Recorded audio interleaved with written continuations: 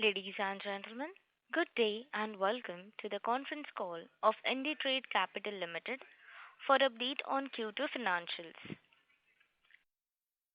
As a reminder, all participant lines will be in the listen-only mode, and there will be an opportunity for you to ask questions after the presentation concludes. Should you need assistance during the conference call, please signal an operator by pressing star then zero on your touchtone phone. Please note that this conference is being recorded. I now hand the conference over to Mr. Sudeep Bandyopadhyay, Group Chairman, IndiTrade Capital Limited. Thank you, and over to you, sir. Thank you. A warm welcome to all participants in today's call. I also wish all of you a very happy Diwali and a prosperous New Year. We will talk about very briefly about the quarterly performance. The presentation has already been uploaded in the site.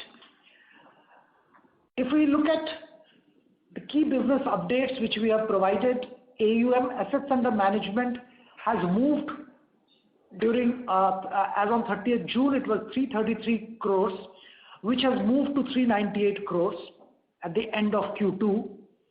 Disbursements last quarter, you all will recall, we were in the midst of the second wave of COVID. We had disbursed only 17 crores worth of loans, and this quarter we have disbursed 137 crore worth of loans. I will also like to mention here that most of the disbursal happened towards the later half of August and September. We gradually picked up pace for disbursals once the second wave receded, and by September, I think the momentum is back. I will also briefly touch upon what we did in October in terms of disbursals, so that you get an idea of the recovery in the business. We didn't raise much money in first quarter, only 6 crore was raised, vis-a-vis about 100 crore plus which we raised in Q2. And of course, the profitability has marginally improved in Q2, PBT of 1.4 crore. If we look at the disbursements, what had happened over the last 6-7 months, if we look at microfinance, we disbursed 3 crores in April, didn't do any disbursal in May. June we disbursed 1.88 crore only. July we disbursed 18 crore. August we disbursed 30 crores, September 32 crores, and October we disbursed 60 crores. So the momentum is picking up, and I must tell you that microfinance, our highest disbursal was 80 crore in February 2020, just before COVID hit us. So we are close to that number. Hopefully we will be there soon. MSME, April, there was hardly any disbursement. May, no disbursement. June, no disbursement almost. July, we did about 6 crore. August, we did about 10 crore. September, 10 crore. And October, we have done close to 12 crore disbursed. So very clearly, the disbursals are picking up. As far as the profit and loss for the quarter is concerned, interest income has moved from 18 crore to 24 crore. Sale of services income moved from 5.5 crore to 12 crore. Fees and commission have moved from 1.2 to 3.6 crore. Other income has come down 7.4 vis-a-vis 6.4, and gross total income has moved from 32 crores to 46 crores. Finance cost is by and large flat. The net income has moved from 24.6 crore to 38.8 crore. Now, employee benefit expenses also have moved up, so has other expenses, and impairment of financial instruments have moved up. So we have ended up with a marginally improved profit of 1.4 vis-a-vis 1.2. If you look at the half-yearly comparison, we have ended up with about 2.6 crore of PBT on a half-yearly basis, first and second quarter put together. I'll not go too much into the balance sheet, but I'll just briefly touch upon the portfolio size. In microfinance, we have a net portfolio of 225 crore as on close of business on 30th September. MSME is 68 crore, microloan is 22.5 crore, and agri-commodity is about 82 crores. So that makes a total of 397.5 crores. I have already talked about the AUM, PBT, gross total income and disbursement. So I'll move to the cost of borrowing, which I think many times all of you have asked. The microfinance, as you have seen, we have started borrowing from the public sector undertakings, public sector banks, and our cost has come down to 10.97% weighted average cost. We hope this will further come down in this current quarter. MSME finance cost has come down to 12.33%, and agri-commodity is about 7.74%. This is our cost of borrowing in multiple segments. As far as the provisions are concerned, microfinance, we have gross NPA of 1.14, net NPA nil. Agri-commodity, there is no NPA. MSME is 12.52%, and gross is 12.52, net is 8.14. Here I must mention that all of you are aware, April, May, June were lockdown months, so obviously the collections are behind schedule, and we are very hopeful of recovery. We have seen significant positive trends in the recovery during the months of October also. So the current NPA position of MSME is expected to improve significantly. That's our hope at this stage. As far as the debt equity position is concerned, we have already given the position as against our total net owned fund of 202 crores as on 30th September 21. Our borrowings are about 255 crores. So it's about 1.27% is the debt equity ratio, 1.27 is the debt equity ratio, vis-a-vis 0.92. We always have been very conservative in borrowing, and we will continue to maintain that conservative stand. Portfolio, I've already talked about. We have microfinance portfolio is about 57% of the book, and other segments altogether is about 43%. Microfinance own portfolio is about 196, managed is about 29. MSME own is about 21, managed is about 47. Microloan, a portfolio which we are shrinking continuously. We are not doing really any new lending in this segment as things stand. It's about 22.5 crore. Agri is about 82 crore. Agri, this was the off season. Hopefully from November onwards, with the arrival of Kharif, the portfolio will pick up and we will be able to utilize the lines which we have from banks. Very briefly, this is what I wanted to communicate. The details about individual businesses is already there. I will also briefly mention about the two new businesses which we have. One is the Scalerator, IndiTrade Scalerator, which is a digital distributor of financial products and services. It's doing reasonably well, I would say, considering the challenges we had, the second wave of COVID. It is profitable and it's showing significant positive signs for significantly improving the profitability as we move forward. As things stand now, it is profitable and we hope for significant improvement in profits.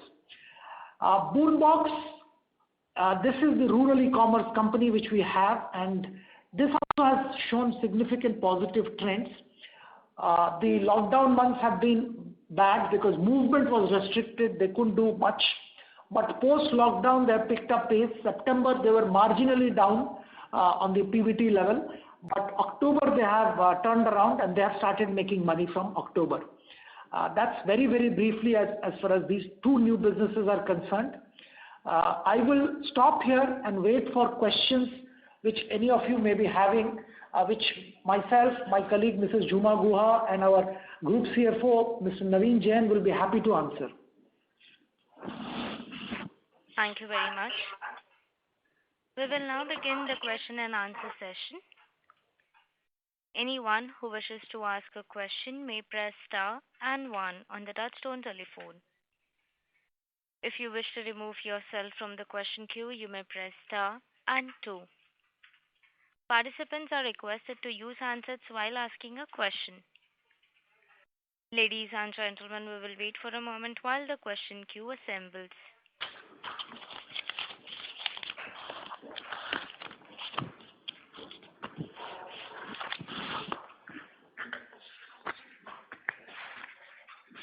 The The first question is from the line of Manish Kela for an individual investor. Please go ahead. Hello, Sudeep sir. Hi. Hi. So I have a couple of questions. Now, if I look at slide 18 of the investor presentation, I think it is, slide 18. So I'm looking at the gross NPA and the net NPA figures for the MSME lending that you've done. So the figures are kind of pretty high there from an NPA perspective. So do we think that MSME is one of those sectors that we would continue to focus on? So what is your take there? I'll tell you, Manish, you see, NPA, is an accounting and a regulatory classification.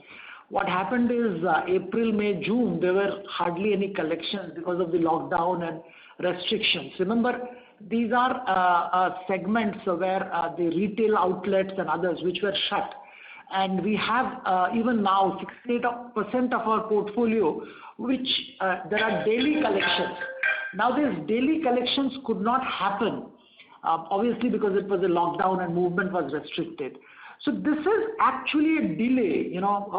Payments are coming and they are coming rapidly. Things are regularizing. At this stage, the collections are close to 98-99% of demand. So, and we have looked at the portfolios, the way the portfolios are positioned. We are very confident that by the time we announce next quarter's result, these will, to a great extent, get, I would say, normalized. Of course, I agree to your point that this business has a slightly larger NPA or the chances of NPA compared to the other segments we operate in. Normally on a steady state, MSME lending book has anywhere between 3 to 4% of NPA. I think this is across the industry, nothing to do with us. And remember, this is a segment which you should demarcate us from the other large institutions. We lend to people probably who don't get bank loans. So this is proprietorships, partnerships, very small private limited companies. These are our target customers. So this is a segment. Credit discipline by and large has been good. Of course, COVID was a unique thing which nobody could have predicted. Even with microfinance, if you see the microfinance numbers last quarter, they were pretty high. But that has got to a great extent regularized already. And I'm reasonably confident this also will get regularized. But yes, as things stand today, looking at the numbers, it is a little alarming. Okay. So our focus will continue to be on the MSME lending also going forward, correct? Absolutely. See, we are in three segments as far as lending is concerned. One is the microfinance business, which is the biggest one at this stage, and it will continue to grow. And as I mentioned, we have already done 60 crores of monthly disbursement last month, October. Hopefully, November, December, we will touch our all-time high monthly disbursements also. So we are on full flow on microfinance. MSME is picking up and we will continue to move. We have opened an office in Delhi, in fact. We didn't have an office in Delhi. We have now a branch in Delhi for MSME as well.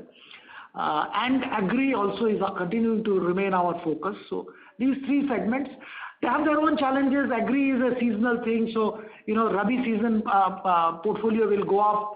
Again, it will come down. Kharif, again, it will go up. So this is a seasonal business.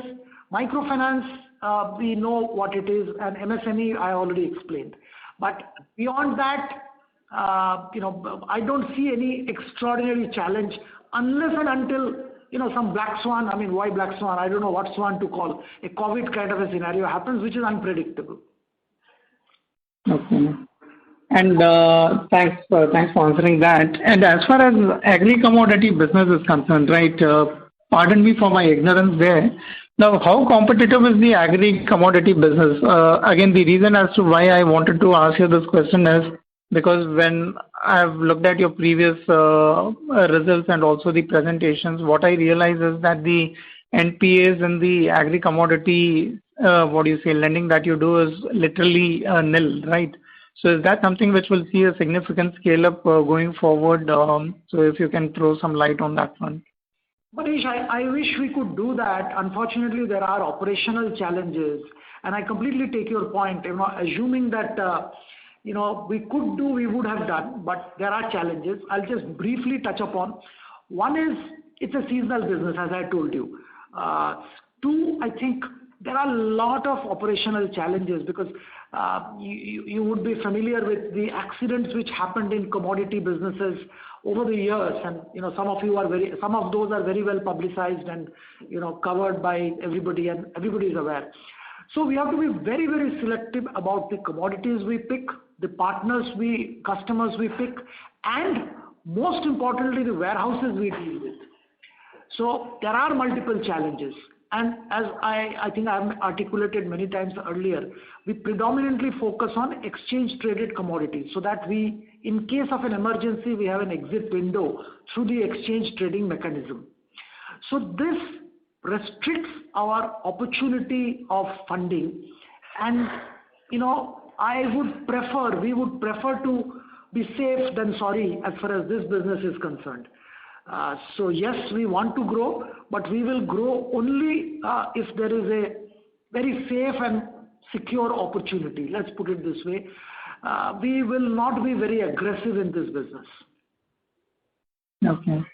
And so will microfinance again be the focus area for us?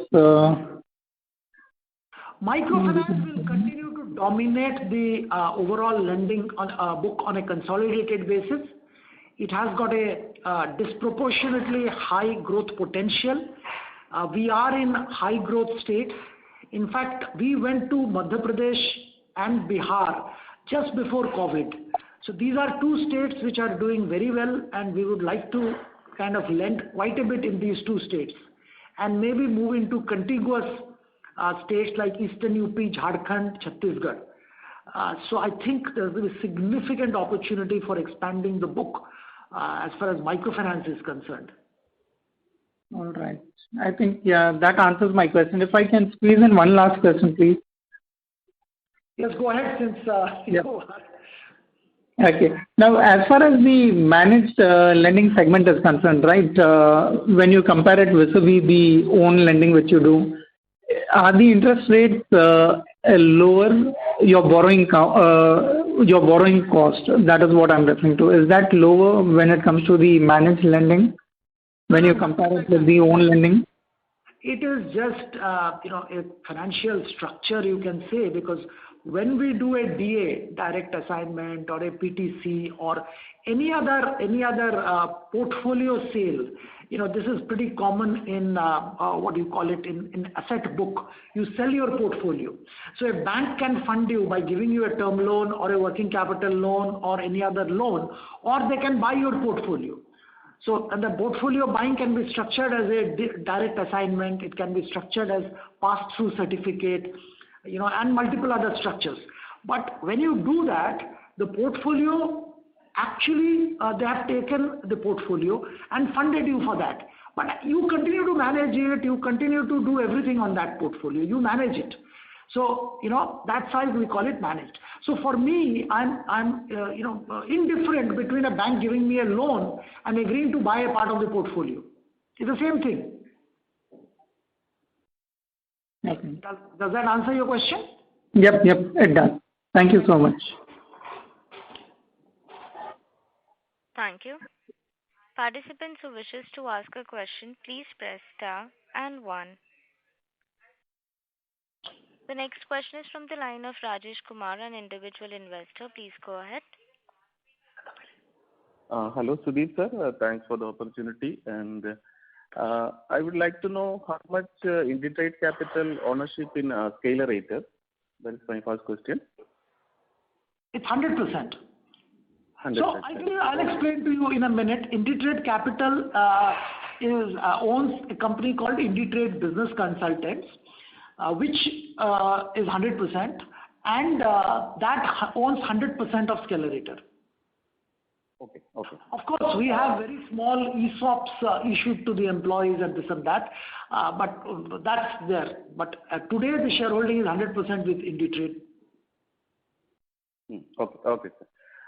Sir, I've been invested in this company for almost 3 years now, and has been closely tracking all your this conference calls and all. Sometimes I'm working abroad, so may not be able to attend. So I'm very happy to see the progress company is making. And the second question is Scalerator itself. In the segmental revenue, how much is for this quarter revenue? Can you tell? Only for Scalerator? I will ask my CFO to answer Scalerator's revenue in total revenue. Yeah, I think if you can include in the next quarter, this as a separate segment. We will include in the next quarter slide the Scalerator revenue separately. As I told you, they have started making profit. Yes, I've seen that, sir, and very congratulations to reaching the 100 crore, close to 100 crore AUM, and also my CFO, Mr. Naveen Jain, is mentioning now that Scalerator revenue this quarter was 2 crores. 2 crore. Okay, copied that, sir. And coming to this. See, once again, I will tell you also, Rajesh ji, that Scalerator revenue is the commission. You know what they actually earn. That's their earning. So from there only their salaries and whatever admin expenses go. Rest remains. So this revenue is commission income. Okay. Okay. Fine, sir. And coming to the Boonbox, I would like to know, sir, is there any other company in India which is doing the rural e-commerce business, like competition to Boonbox at present? Not really very structured way, because we work in a differently structured way. There are few companies like Store King and few other smaller entities who are trying to get into this market, or they are there, but not in a very structured way. Okay, understood, sir. Okay. And sir, I think I'm also very the layman kind of person. So I would like to know this: is there any synergy that can be derived from this? Like we are selling the goods to the rural customers. So are we thinking about consumer durable finance segment? Because my understanding is correct, India's largest NBFC is today reached there because of the consumer durable finance. So there is a lot of synergy we can derive out of this. Somebody is rurally buying a mobile phone, and if we want financing and we arrange financing, are we doing it? But Scalerator, I cannot see that segment also. No, this is not Scalerator's business. Let me just take a minute and explain to you Boonbox. Okay. Now that IndiTrade Rural Marketing, the brand is Boonbox. Boonbox today in the portfolio, 48% of their sales is mobile telephones, mobile handsets. Balance 52% is different home kitchen appliances, home appliances, consumer durables and all, but 48% is mobile handset. Their model is completely on the lines of what you said. They are the e-commerce company, but on the back of that, there is an NBFC which is financing those handsets as well. Now, how this business happens is, when let's say IndiTrade Microfinance, we have about 300,000 customers. Now, when IndiTrade Microfinance customer wants to buy a mobile handset, and assuming the customer is creditworthy, IndiTrade Microfinance provides a loan to the customer for buying that handset, which is supplied by Boonbox. Okay. Now, the Boonbox or IndiTrade Rural Marketing is not the manufacturer of handsets. We take it from Samsung, Vivo, Oppo, or whosoever we are working with. Yes. Are you clear? Similarly, we work with multiple other NBFCs and microfinance companies whose customers' consumer durable requirements are financed by them. Boonbox or IndiTrade Rural Marketing is the e-commerce company which meets the requirement of the consumer durable, and financing is done by the microfinance company or the NBFC whose customer is requiring that consumer durable item. Okay. That's an ecosystem. Yes. Okay. Now, you and I can walk into a Croma and get the financing made available by one of these leading NBFCs. But the person sitting in a village without any credit track record and history, some women, she cannot do that. So who will finance her a mobile phone purchase? That's where we come in. That's where IndiTrade Rural Marketing comes in by supplying the mobile phone. That's where IndiTrade Microfinance comes in by providing the loan. You're getting it? Yes, sir. Yes, sir. If I have the time, can I ask few more questions? Yeah. Yeah, I'll come later. Lot of people are there. Just one more thing. Yeah, in this, since your takeover in the DRG Securities, you have transformed first to NBFC, and now I see that we are slowly moving to a fintech company. So, in that respect, is there any line of thinking towards rural e-payment space? Because that can be also a very big opportunity for the company, like multilingual, wherever rural people using the payment platform. I think 10 years down the line, everybody in the rural area also will be making digital payments. So if we make a head start in that? Well, Rajesh, we are actually not in the payment space, but if somebody makes the effort, we definitely will benefit big time. Because today our microfinance collection is about close to 100% physical. People have to go and collect money from our borrowers. So I would welcome somebody's efforts who ensures there's a digital ecosystem available for making payments in rural area. Unfortunately, it's not there. I don't think IndiTrade is today looking at that, but I take that suggestion from you on board. Okay. Yeah. And sir, if you can throw a light to the future, like traditional retail brick and mortar, and they might be operating around 5 to 10% operating profit, and how much operating profit we can expect in the future once we scale up in Boombox? Because when you've taken over Boombox, it was there for 8 years, I think, and they were not making money. And I think you have changed it to a zero inventory model, and the results are also already showing. So, what is your expectation for future operating? Like, can we match the traditional brick and mortar retail margin? Let me put it two things. One is, yes, we operate and we will continue to operate on zero inventory model. Holding inventory is not the game we will play. We are an intermediary. IndiTrade Rural Marketing will always be an intermediary between a Samsung, a Godrej Appliances, a Vivo, a Sony, and the customer. So we will play the role of an intermediary. We will earn commission, a gross commission. From there, we will take out our expenses and we will be left with a margin. Different items have a different margin structure. At this stage, it is very difficult to comment on future. But hopefully we should have decent margin. Very honestly, Rajesh, I think I will take this question maybe a couple of quarters down the line when things have stabilized a bit. The two things. One is we acquired the company not just about 1 year back. Actually, 3rd November last year we acquired this company. Today is exactly 1 year. And of course, then there's been a COVID-1 and COVID-2 and all. Let things stabilize a bit, then I'll comment on margin. Sure, sir. Okay. Sir, to be honest, I was this is coming to the next question, and seeing that there was one notification to the exchange saying that we have unpledged all the shares, but in the quarterly shareholding again the pledging was there, because I think we pledged to another, we unpledged from IDFC First Bank and then we again pledged to another NBFC. So this is kind of a red flag that's remaining in the company. So is there any future we will remain pledged? Because you are also capital market veteran, and I have seen you on all the business channels, and so many business groups doing the pledging, eventually going down and then getting closed down. So this is the only red flag I see in the business as of now. So any future thoughts, plans to get it pledge free? No, this, what had happened is, I think I had clarified earlier, what had happened is, for certain loans which the company had taken, from IDFC, they wanted my shares to be pledged.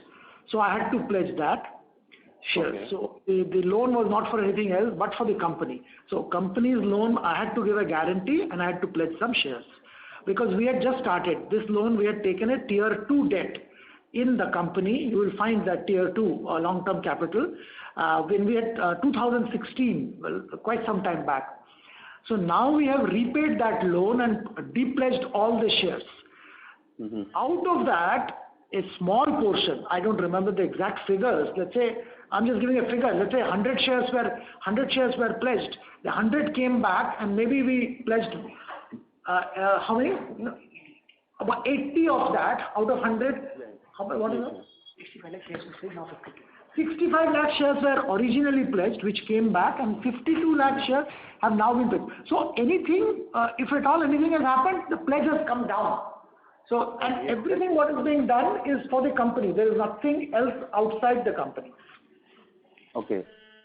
Whenever there is a share pledge happening here, it is happening to support the company's borrowing or company's, some other activity where they want the promoter to give a guarantee or pledge or something.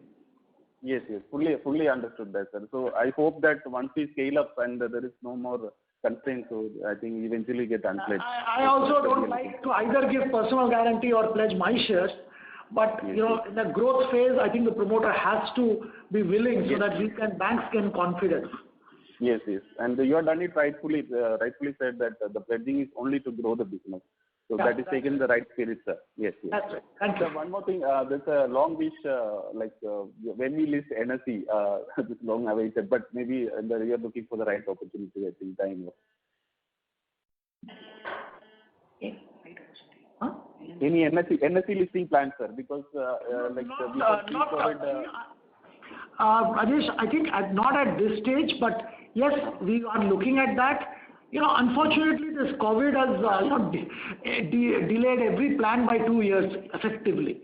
So let's see, let things stabilize, and God willing, there is no further waves and all. We will start working on that. It will take some time, honestly, but we are looking at that. Company and the management and the directors are cognizant of the necessity of doing that. Hopefully, someday we will do it. Sir, now since there is a NSE emerge platform, there is a 10-hour restriction to get to the main platform to list there, or do you have any idea? We will go to the main platform whenever we are ready, not in the small, because we are already in BSE listed. So going to small platform makes no sense. Okay. And thanks, sir. Thanks for answering all the queries, and congratulations and good luck for the future. Thanks. Thank you. Thank you. The next question is from the line of Kapil Bhatt, an individual investor. Please go ahead. Thanks, Sudeep, for the opportunity. I got just a few questions to understand a bit more about Scalerator business and the Moonbox business. So in Scalerator, you said we had about 2 crores of revenue, and that's a commission on the AUM. So how this commission works? So when we arrange the loans for the partners, do they pay this amount upfront, or will they pay on the entire AUM yearly? No. Let me just try and explain, Kapil, for a minute. Yeah.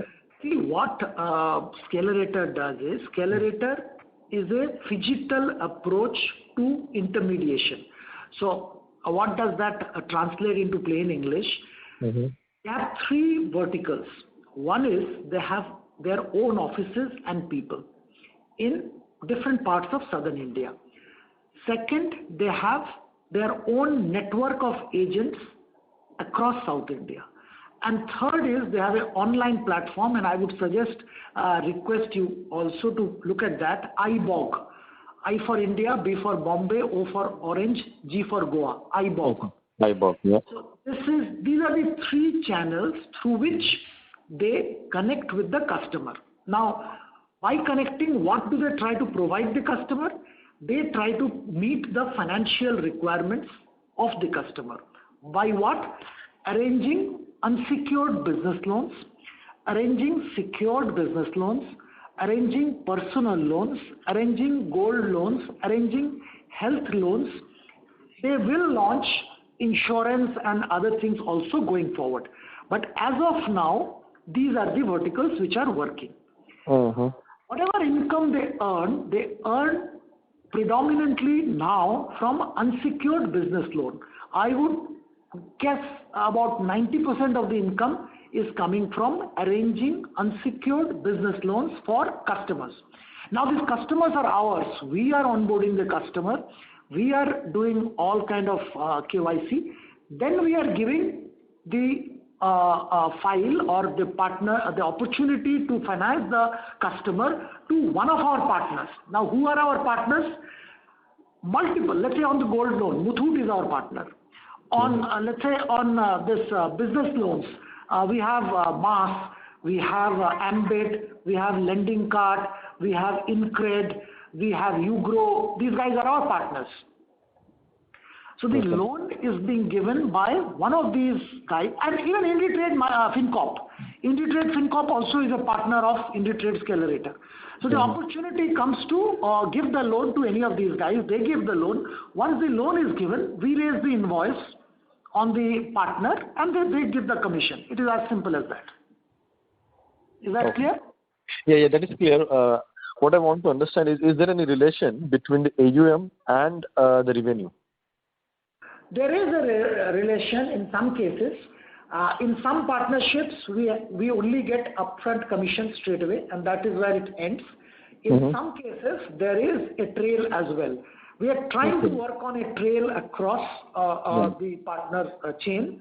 Probably it will take some time. The largest partner of ours, there is a trail arrangement. Right. I would say 70% of the AUM will be with this partner where there is a trail. Okay, that's it. Okay, that's good. Okay, cool. Thank you.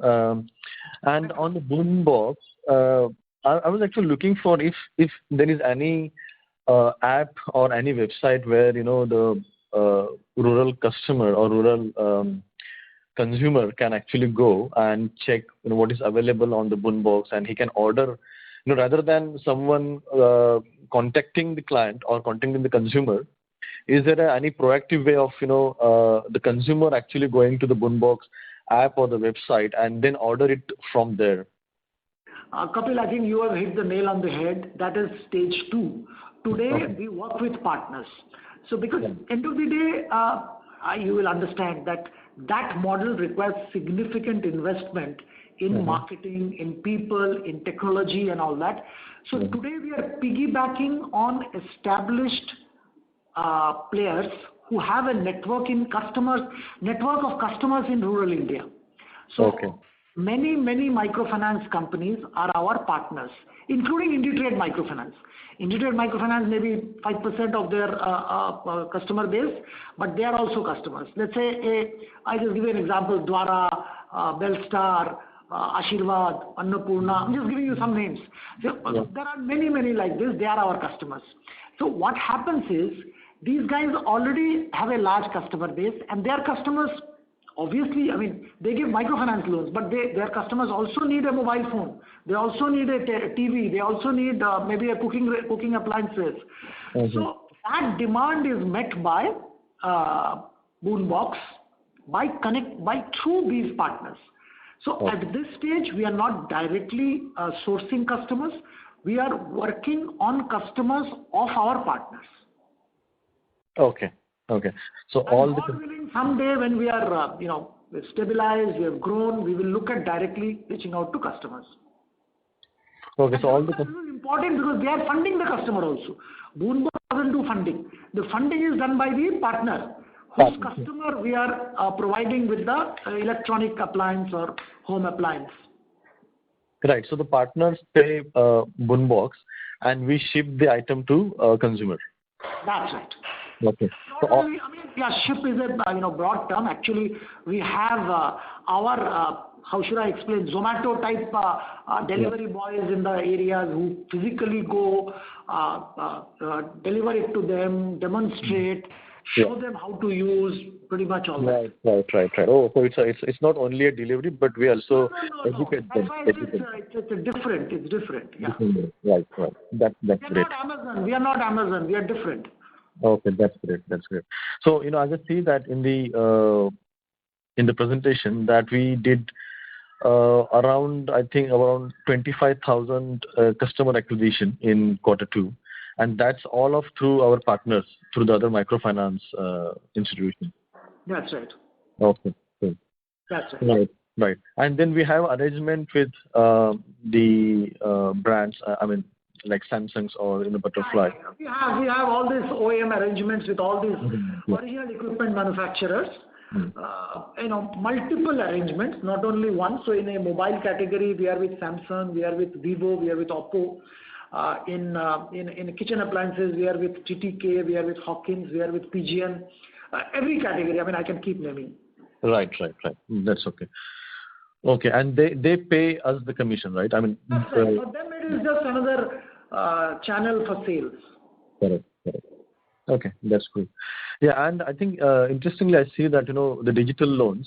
You said I think we are not looking to disburse much into the micro loans. Sorry, the micro loan. So, what's the plan ahead for the micro loans? When are we going to start disbursing in that sector? So, I think Kapil, if you recollect what I told in last quarter, that we are waiting for the final RBI guidelines on this. Yeah. Remember? So, unfortunately, it has not yet come, and we don't want to unnecessarily get into any regulatory complication and what interest rate, what this, what that, and all. Whatever regulations come, let it come. Then we will. We do very small. We do about we have put a cap internally, since you're asking, about 4 lakhs per day. That's what we disburse, not more than that. Okay. No, that's okay. I just wanted to... Existing customers. We are not sourcing customers.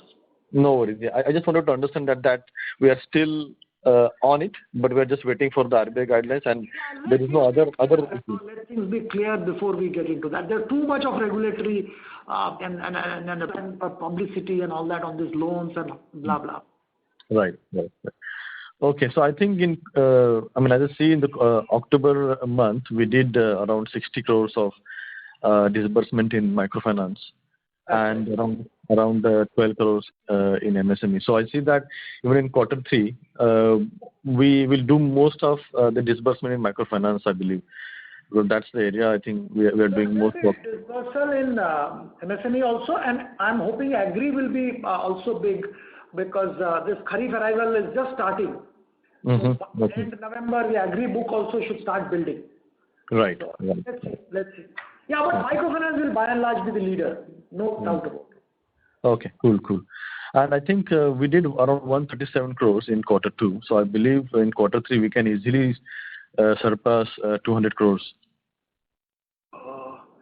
Isn't it? Yeah, absolutely. 100%. Yeah, that is no doubt about it. Yeah. Cool. Right, and just one. We already see 137 we did in Q2, and October itself we have done 72 crores. So yeah. Isn't it that number I've given already? Yeah, that's what I mean. That's why I just calculated, and I thought we can do. You're right. Right, and I think in segmental revenue, the sale of goods indicates only Boombox numbers, isn't it? Yeah, you're right. Okay, then we have insurance, broking, service, and others. I think others may include Scalerator. Yeah, you're right. Yeah. Okay. Cool.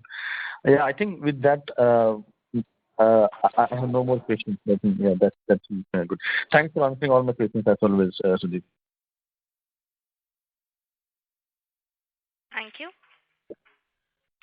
Before we take the next question, a reminder to the participants: anyone who wishes to ask a question may press star and 1. The next question is from the line of Manish Kila, an individual investor. Please go ahead.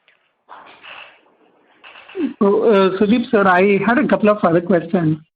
Now, with India not having seen the worst of wave 3, right? I think wave 2 was very bad.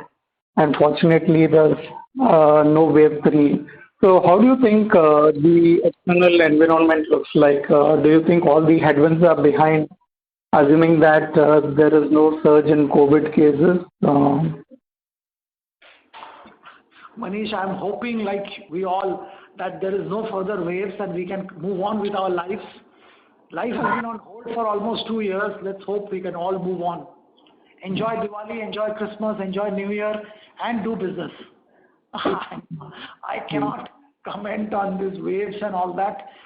No, but I'm talking about the business environment aspect. So how do you think that is going to look like, hoping that things continue to be the way they are at this moment? Manish, business environment looks definitely better, much better. You will see from our numbers of October vis-a-vis September also. So things are much better. And that's across the industry. We go out in the markets, we can see that. I think let's hope that there is no further setback on account of pandemic. We should be, all of us as an industry, as a country, we should be doing good. Yeah. So it is all about trying to, understand as to how do you think, the situation kind of looks like from a lending per se, at least going by the current situation. So that is all that I wanted to understand. And one more question from my end. How will IndiTrade look like, say, 5 years from now? How different is IndiTrade going to be 5 years from now than what it is today? Well, IndiTrade, very, very broadly, we will be in continuing in the segments of lending we are in, which is the segment where the large players don't play, which is the microfinance, MSME in the particular niche we are operating in, digital loans and agri. These are the 4 segments which we will continue to focus on. Our business probably will be revenue or profitability. 60% will be coming from these businesses, lending businesses, and 40% will be coming from the fee generating non-balance sheet businesses, which will be Scalerator, Boombox and others, insurance broking. So it will be a 60-40 mix. 60% will be balance sheet lending, which will give us the revenue. 40% will be intermediation income, whatever name you call it, fee income. That's how it should be. That will be the ideal mix.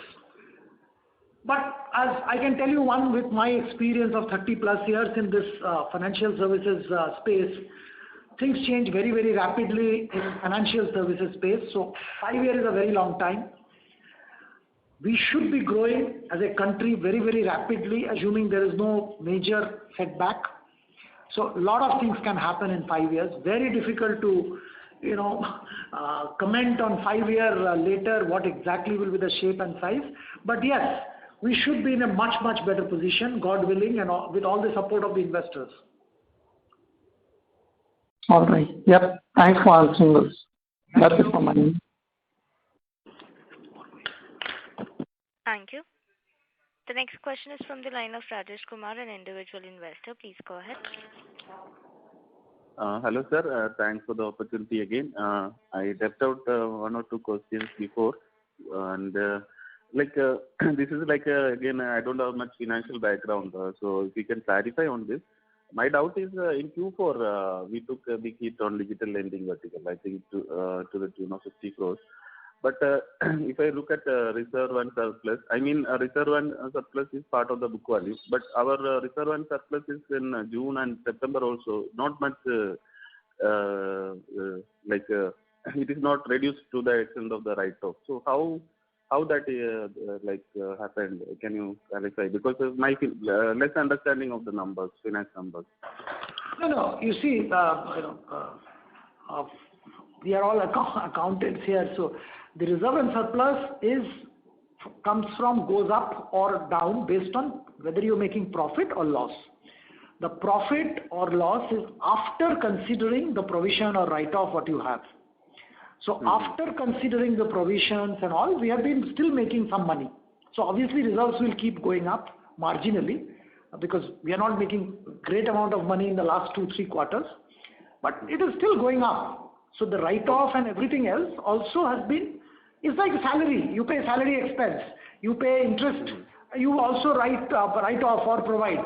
So that's a part of profit and loss account. That gets considered when you arrive at the profit figure. So if you have a profit, reserve will go up. If you have a loss, reserve will come down.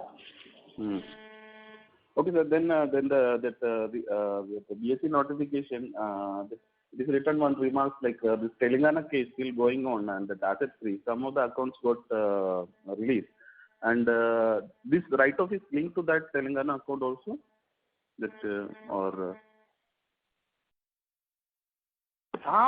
Something happened in Telangana and all that, and the cyber crime, about 1,000 crores of multiple, some 100 plus NBFCs they have frozen. They issued a debit freeze instruction.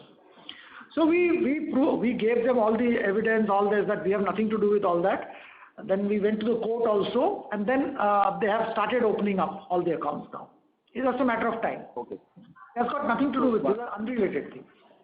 Sir, that account that is already declared as NPA or not declared as NPA?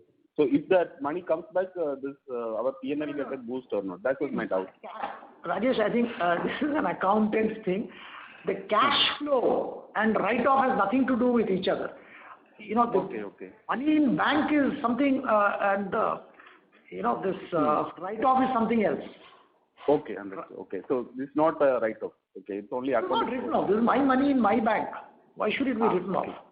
Let's say I have given you money and you don't return, then I'll write it off. But if my money in my bank, why should I write off? Okay, sir. Thanks for the clarification. Okay. And sir, there is today one notification, this insurance vertical, that 1% is transferred to the group company, and I'll explain to you. I'll explain, Rajesh. See, IRDA in 2018 came up with a regulation saying that there cannot be any step down. Insurance broking entity cannot be a step down subsidiary. So, meaning that, let's say company A, and then they have a subsidiary company B, and then there is a company C, which is an insurance broking company, which is a subsidiary of B. It cannot happen. They are saying it can be a subsidiary, but it cannot be a subsidiary ka subsidiary. You are clear? So yes. It should be a direct subsidiary. Now, in our case, IndiTrade Insurance Broking was a subsidiary of IndiTrade Capital. Okay? Okay. IndiTrade Capital, in turn, is 73% held by the promoter, which is me, my company. So IRDA took and across the country, all large groups and all the same problem everybody went through. So we had to see 3 years. This is 21. 3 years we had argued with IRDA. We tried to explain. We went to SEBI seeking some opinion, this, that. But finally we had to comply now. Otherwise they will not renew our license. So we had to, move 51% from IndiTrade Capital and move it to the other entities, so that it still remains a part of the same, consolidation in terms of Ind AS and all that. But they becomes not a direct subsidiary of IndiTrade Capital. Okay. It's just a technical thing we had to do to comply with the changed IRDA regulation. Yes. Because nowadays this related party transaction, market generally don't take it. Unfortunate. That is what we all debated in the board also. All of us hate related party transaction, but this is one regulation which forces you to do that. Yes. Well understood, sir. That's a very the best part I like with the company in the last 3 years. The transparency the company is showing, even as a small company, growing company. In India, like you invest in a small cap company, you don't get the full information. But whenever we ask you a question, you are giving all the clarification and taking us into confidence. And very nice to hear the 5-year long-term vision with 60-40% mix for the lending and on the fee-based business. And it's a great, robust business model.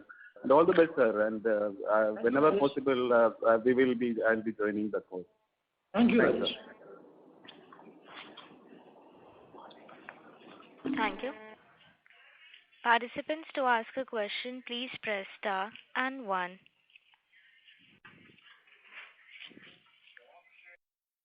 As there are no further questions from the participants, I now hand the conference over to Mr. Sudeep Bandyopadhyay for closing remarks. Thank you, shareholders. Thank you, participants, for joining this call. We look forward to your participation and support on a continuous basis. Hopefully, we will be back after Q3 with much better news for all of you. Thank you. Wish you all a very, very happy and prosperous Diwali and New Year. Thank you. Thank you. On behalf of IndiTrade Capital Limited, that concludes this conference. Thank you for joining us, and you may now disconnect your lines.